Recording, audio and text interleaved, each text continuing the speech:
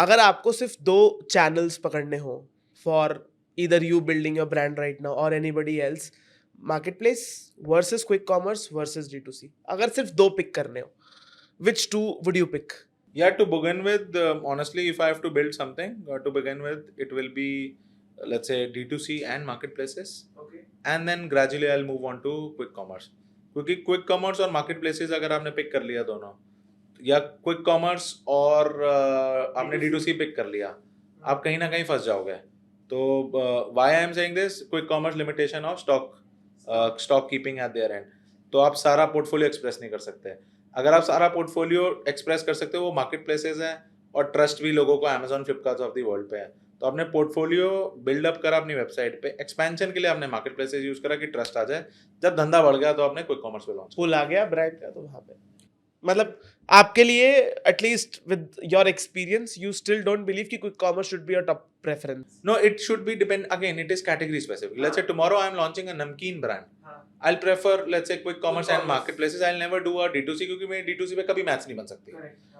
फिर आप भीड़ का पार्ट हो बहुत सारे ब्रांड्स का, आपको फिर स्मार्ट प्ले करना पड़ेगा अपने इंस्टाग्राम इन्फ्लुएंसर स्टोरी, आपकी ads on these platforms, how you are basically breaking the code. And वो कॉम्बोज बना के, सो वो क्योंकि कोई 10 पैकेट नहीं ऑर्डर करने वाला. हाँ, तो 10 पैकेट भी नहीं. और लेट्स से कि अगर मेरे को नट क्रैकर खाना है या नट्स खाने हैं, अब मेरे पास हल्दीराम भी ऑप्शन है, मेरे पास लेट्स से बिकानो भी है, बालाजी भी है, एक्स है, वाई है, जी है, जेड है.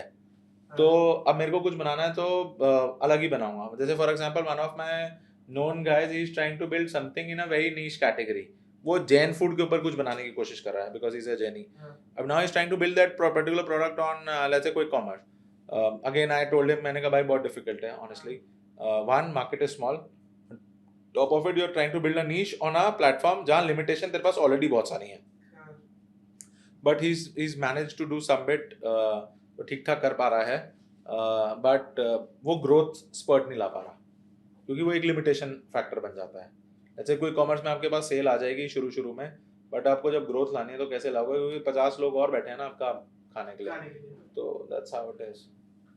सबसे सिस्टमैटिक प्लेटफॉर्म कौन सा लगता है सिस्टमैटिक प्लेटफॉर्म जहाँ पे कोई जुगाड़ नहीं चलता? कोई जुगाड़ नहीं चलता. अमेजोन यार. Amazon is all algo driven. आपको सब कुछ स्ट्रक्चर है, सब कुछ it's there on the platform. Everything needs to be done वहाँ पे. There is no manual intervention. तो सब प्रोसेस ड्रिवन है.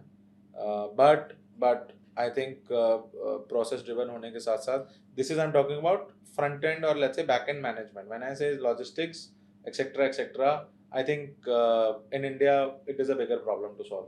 वो बड़े से बड़ा या छोटे छोटे प्लेटफॉर्म, हर प्लेटफॉर्म में कुछ ना कुछ नुआंसेस आते ही रहते हैं.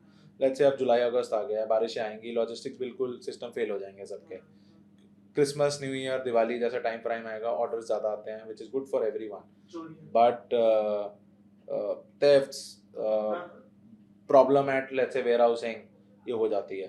तो ये बहुत दिक्कत रहती है यार सारे प्लेटफॉर्म्स के साथ. तो and that's why we say it is part and parcel. So sometimes you see growth, sometimes you see problems as well. So that's how it is.